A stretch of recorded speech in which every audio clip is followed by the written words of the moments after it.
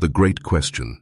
Imagine waking up one day and realizing that every choice you've ever made, your job, your beliefs, your fashion, even the way you laugh, might not truly be yours. You comb your hair in a certain way because once someone implied it looked nice. You chose your major because it was practical. You bought that phone, those shoes, that lifestyle, not because you needed them, but because somewhere, someone subtly told you they'd make you belong. But belong to what? And at what cost? Look around. The world is louder than ever, bursting at the seams with trends, influences, slogans, and movements, yet individuality, true, unfiltered, untamed selfhood, has never been more endangered. You walk through streets lined with cloned coffee shops and pass people dressed in nearly identical shades of originality, all striving for a version of uniqueness they were handed by an algorithm. And the irony? Society doesn't punish you for this conformity. It rewards you. The more you blend in, the more palatable you become.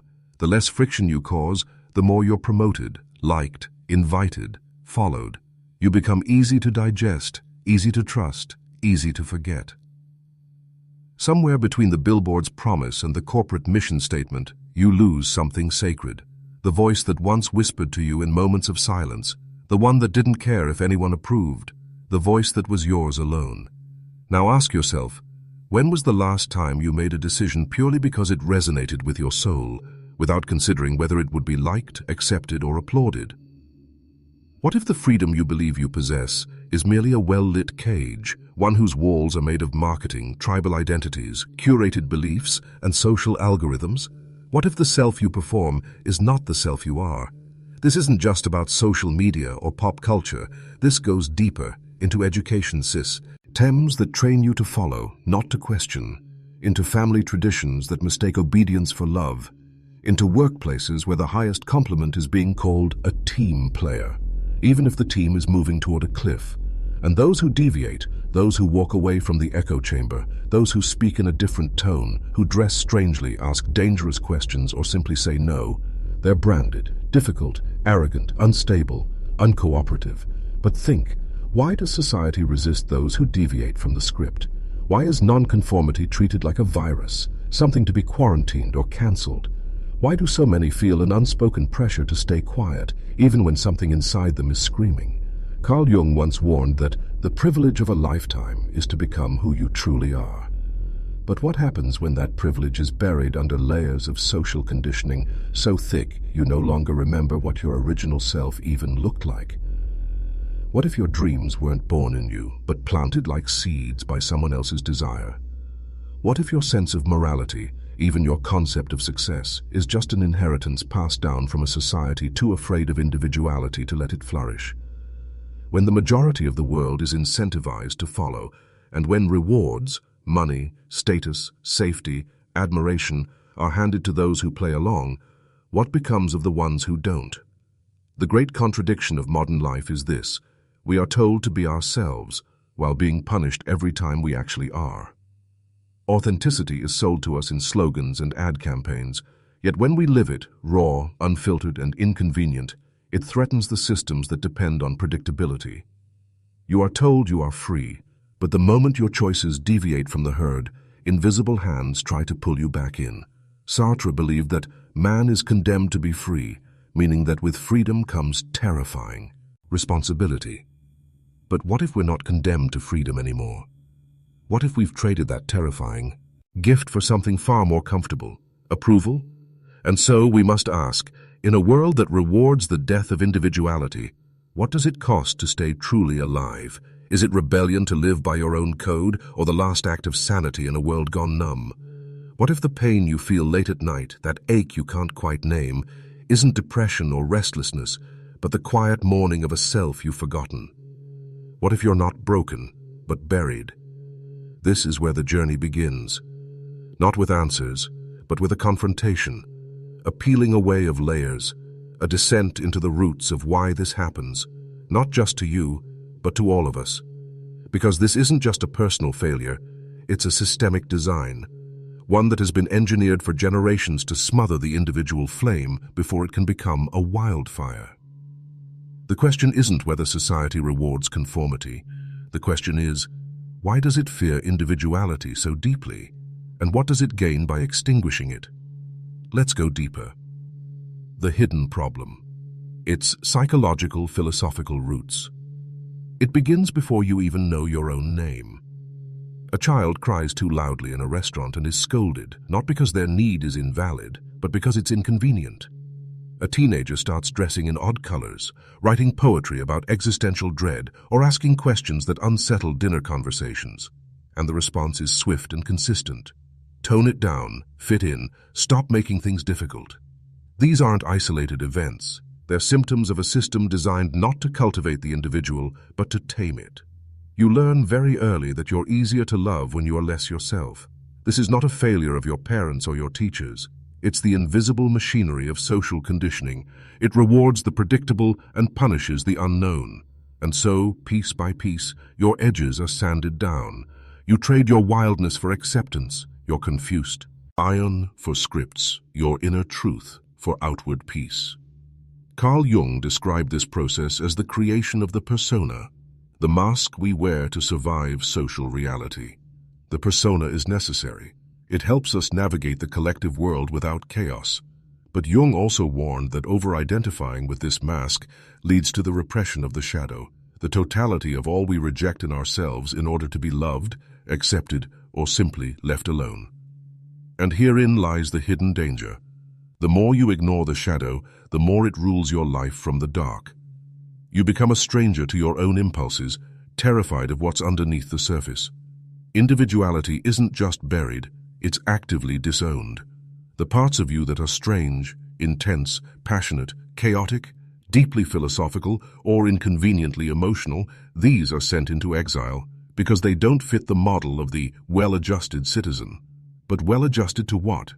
A society that sells sameness in every form? That praises a kind of happiness so thin it evaporates by morning? That hands out roles like successful entrepreneur, respectable academic, or decent parent, like pre-written scripts, daring you to question them? Arthur Schopenhauer believed that most people mistake the absence of suffering for happiness. That they live not in pursuit of truth or inner fulfillment, but in avoidance of pain. This avoidance over time calcifies into conformity. You follow the path not because it is right, but because it is safe. And the more people who walk it, the more legitimate it seems. Safety becomes a false god, and conformity its altar. It's in school, where creativity is graded for neatness and curiosity punished for challenging the syllabus.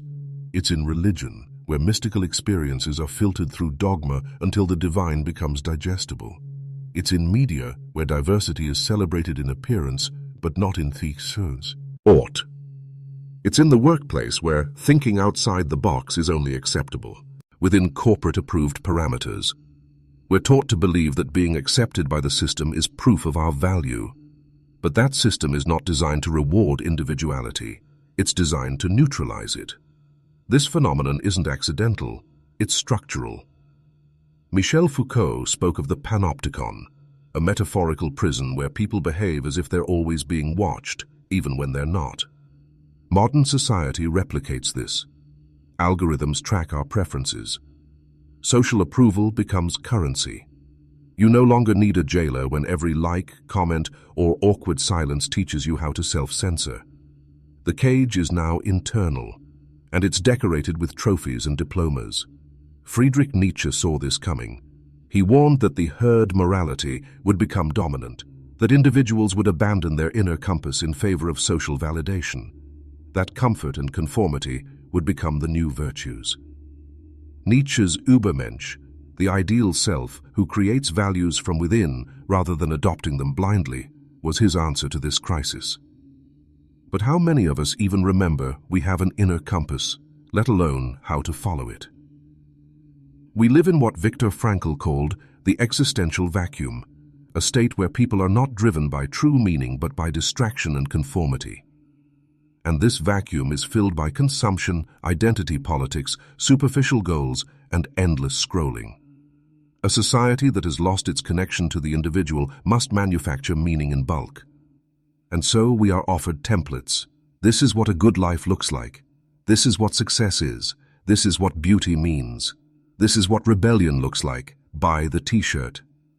But deep down, there is dissonance, a quiet war between the scripted life and the unlived one. That strange anxiety you feel during moments of silence, that itch you can't scratch when you're alone, is not boredom. It's your deeper self knocking from Bene at the floorboards, asking to be let out. Jean-Paul Sartre believed that existence precedes essence, meaning that we are not born with a fixed purpose. We must define it ourselves.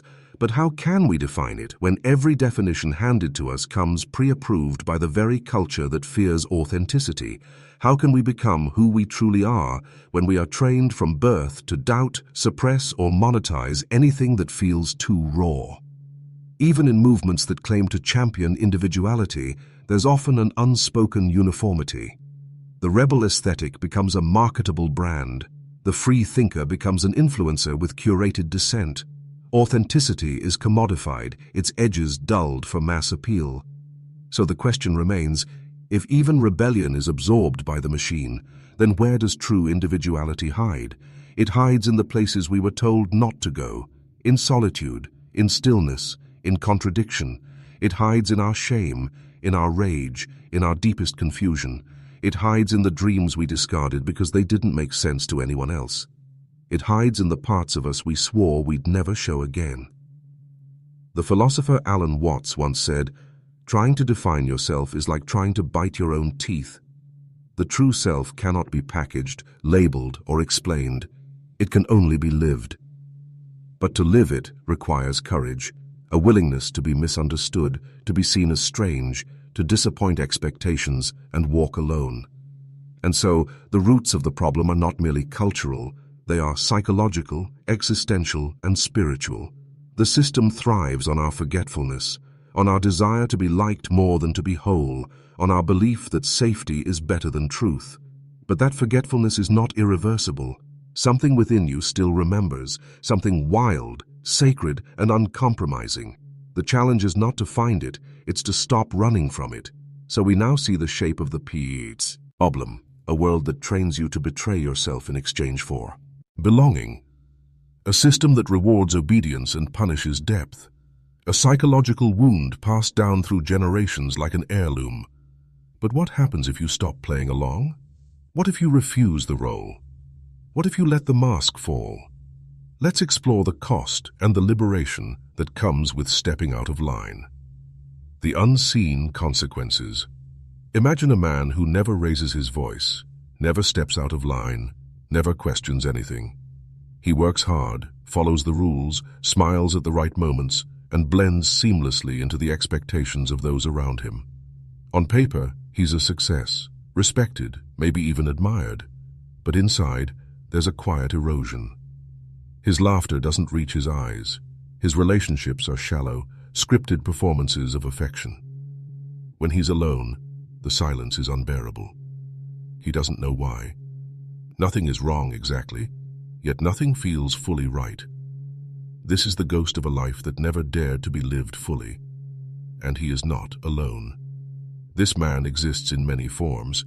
The woman who stays in a job that kills her creativity. The teenager who mimics a trend they don't even like. The artist who stops painting because it doesn't pay the bills. Across every age and identity, the symptom is the same. A subtle, unshakable sense that something essential has been lost. Not stolen, but surrendered. The consequences of sacrificing individuality are not always dramatic. They often manifest in quiet suffering, chronic anxiety, numbness, depression without a name. Gabor Mate, a physician and trauma expert, argues that when people are forced to choose between authenticity and attachment, especially in childhood, they will always choose attachment. But the cost of that choice doesn't disappear, it mutates. It turns inward. You suppress your needs, deny your instincts, silence your inner voice. And over time, you no longer know what that voice even sounds like.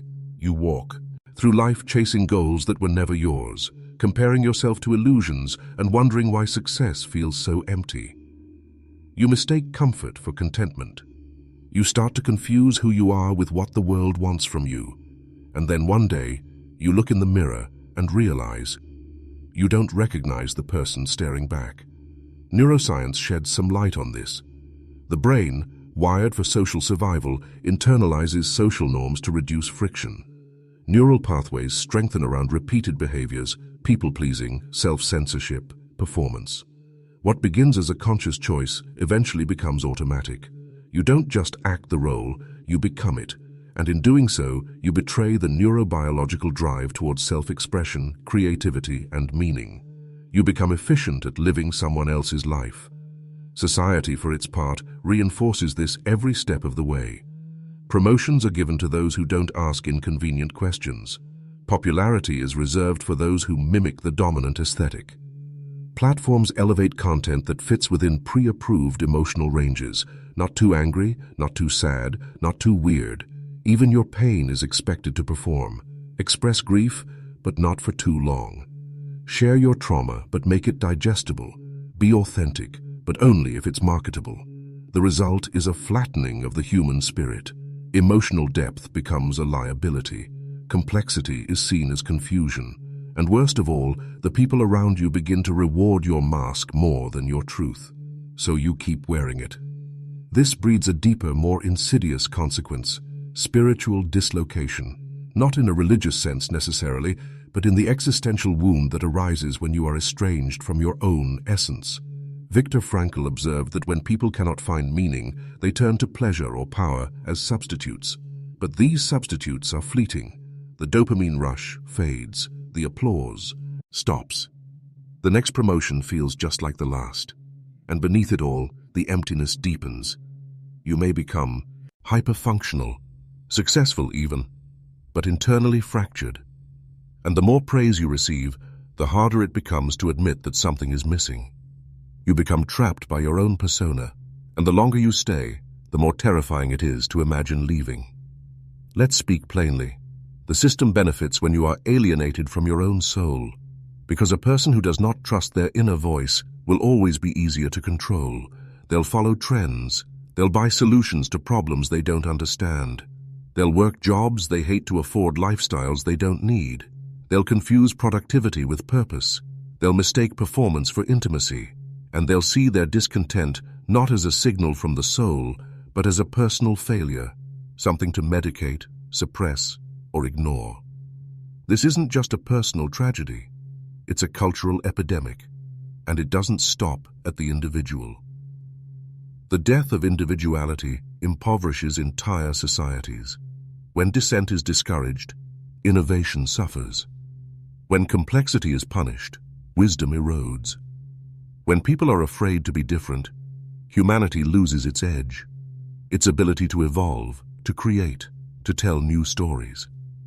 The most dangerous part: most people have no idea this is happening. They mistake the symptoms for the disease. They think their burnout is just a scheduling problem, their loneliness a lack of company, their restlessness a need for distraction. But none of these are causes. They're alarms, and the fire is much deeper. Fyodor Dostoevsky, in Notes from Underground, captured this despair perfectly. Man grows used to everything, the scoundrel. We become used to our cages. We decorate them. We write self-help books from inside them. We teach others how to optimize their performance within the system. But rarely do we ask, what if the system itself is broken? What if the deepest form of healing is not to adjust better, but to stop adjusting altogether? The unseen consequences of lost individuality are not just internal, they ripple outward. They infect our relationships, our politics, our art. We build communities based on sameness, ideologies based on obedience, and lives based on performance. And in doing so, we create a world that reflects our collective abandonment of self. A world that is technically advanced but emotionally bankrupt. Connected but profoundly alone. Stimulated but never satisfied. We scroll endlessly, not because we're curious, but because we're starving. So what happens if you stop pretending? What if you risk being real, even when it's inconvenient? What if you choose solitude over superficiality, truth over approval, essence over performance? The system won't applaud you. In fact, it may try to punish you. But something else will begin to stir, something ancient, powerful, and unnameable. The self that has waited patiently beneath the rubble will begin to rise. In the next section, we explore what that rising looks like. The rebellion, the defiance, the beautiful, terrifying act of becoming fully yourself, in a world that prefers you edited. Because the most radical thing you can do in a conformist society is to be unapologetically real. The rebellion, how to break free. It doesn't begin with a scream. It starts in the quiet, often when you least expect it. Perhaps in the middle of a meeting where everyone nods at something that feels deeply false, or at night, lying in bed, when the glow of your phone only deepens the silence. Or maybe when a friend asks how you're doing, and for a moment you almost tell the truth. There's a flicker, a rupture in the trance. You feel the presence of something buried. It doesn't roar, it whispers. You were not born for this. And in that moment, a choice begins to form, dangerous and sacred. The decision to stop performing, to reclaim the forgotten self. But make no mistake, rebellion is not romantic. It is not a perfectly lit montage of throwing away your phone and moving to the woods. It's messier than that. It's saying no when you've been trained to say yes. It's walking away from applause. It's confronting people you love with truths they won't want to hear. It's choosing discomfort over numbness, solitude over social camouflage, uncertainty over pre-approved scripts. This is not the rebellion of external revolt, but of inner liberation, the decision to stop betraying yourself for safety. Carl Jung called this the process of individuation, the journey of integrating the disowned parts of ourselves and becoming whole. It means facing the shadow head-on, the anger you were told to repress, the desires you were taught to fear, the ideas that others called too much. It means retrieving your voice from the closet it was locked in, brushing off the dust and using it, even when it shakes. It is not about being different for the sake of it. It is about being true, especially when that truth costs you something, because, make no mistake, it will cost you. Approval, predictability, maybe even relationships. But what you gain is beyond measure. Integrity, clarity, freedom. You do not become free by declaring yourself free. You become free by watching how you collapse in the face of disapproval and still standing up anyway. You become free by feeling the fear of being misunderstood and speaking the forbidden truth anyway. You become free by noticing all the ways you shrink to fit someone else's idea of acceptable and refusing to keep doing it. The philosopher Soren Kierkegaard once wrote, "The most common form of despair is not being who you are. And the most radical act of hope? Choosing to be that person anyway, even in the face of silence, criticism, or exile. The rebellion begins internally, but it radiates. You stop laughing at jokes that aren't funny. You stop agreeing with the things that don't resonate. You stop over-explaining your decisions to people who benefit from your confusion. You say things like, 'That doesn't work for me,' or 'I need time to figure out what I believe,' or 'I'm not sure who I am without this mask.' And these statements, though simple, send shockwaves through your reality. Because once you begin to speak in your true voice, the entire architecture of your false life begins to tremble. This isn't just philosophical, it's biological. As you begin to honor your authenticity, your nervous system starts to recalibrate. What once triggered anxiety, the thought of judgment, rejection, or solitude, begins to feel like liberation. You stop mistaking adrenaline for joy. You stop needing constant validation. Your body learns safety from a new source, alignment. There is immense healing in no longer abandoning yourself to be liked. But how do you know which voice is real? How do you discern your truth from the scripts you've inherited? Begin by noticing where your energy contracts. Notice when you say yes, but feel a no in your chest. Pay attention to the exhaustion that follows social interactions, to the pain that flares when you stay silent. Your discomfort is data. Your confusion is a compass. Use it. Sit with your contradictions. Don't rush to define yourself. Let complexity live. The truth is not tidy. It's alive. You do not need to burn your life down overnight. The rebellion can begin with small acts of defiance, speaking a boundary into a space where you were taught to stay quiet, wearing clothes that feel like you, even if they're not in, writing words that scare you, creating art that isn't for anyone else's approval. The most revolutionary thing you can do is stop waiting for permission to be yourself. And when fear arises, and it will, don't push it away. Talk to it. Ask what it's protecting. Then thank it and walk forward anyway. Courage is not the absence of fear, it is your willingness to walk with it. History has shown us that the individuals who ignite true change are rarely the most agreeable, likable, or socially celebrated. They are often the ones who challenge norms, unsettle comfort zones, and resist simplicity. Think of Nietzsche, cast out for his dangerous ideas. Think of Jung, criticized for breaking from Freud. Think of Huxley, mocked for imagining dystopias that now feel eerily familiar. These were not polished icons, they were misfits who dared to be whole. Their rebellion was not external aggression, it was a refusal to fragment themselves for society's convenience.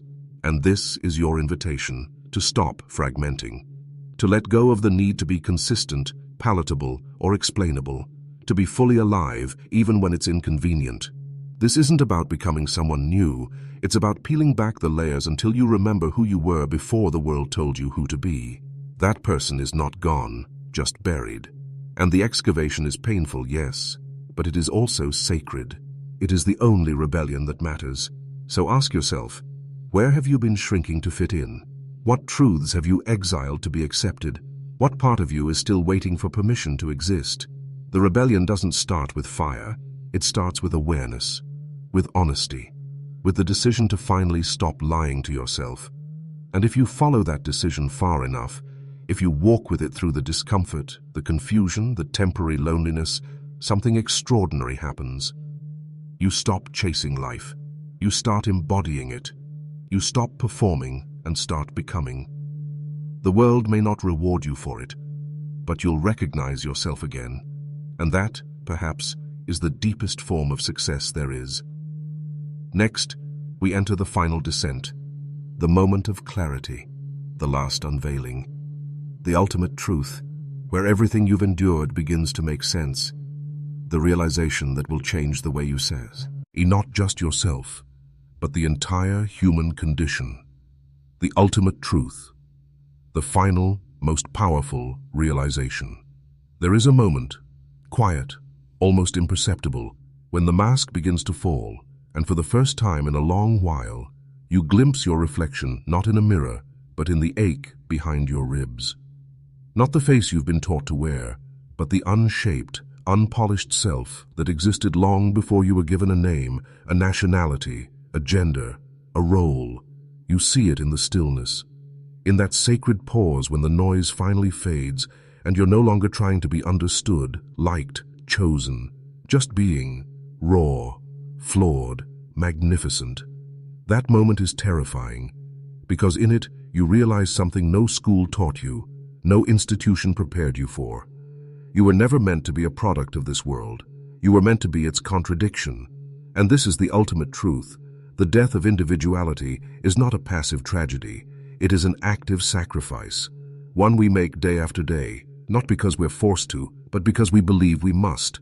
We believe that fitting in will make us loved, that muting our complexity will keep us safe, that success means acceptance.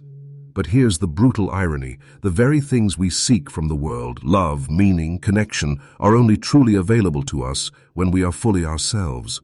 The rewards of conformity are shallow replicas, incapable of nourishing the soul. They sparkle, yes, but they do not satisfy. What satisfies is presence. What satisfies is truth. What satisfies is knowing in your bones that even if no one applauds you, you did not abandon yourself. Look at the world around you.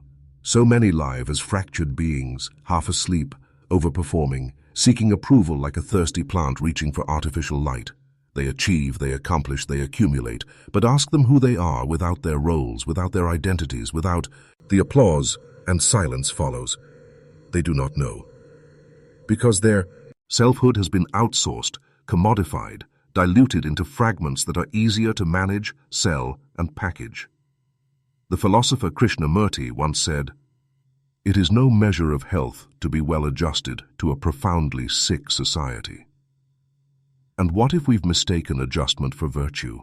What if the anxiety, the depression, the inexplicable fatigue that permeates modern life isn't a personal failure, but a spiritual response to living untruthfully?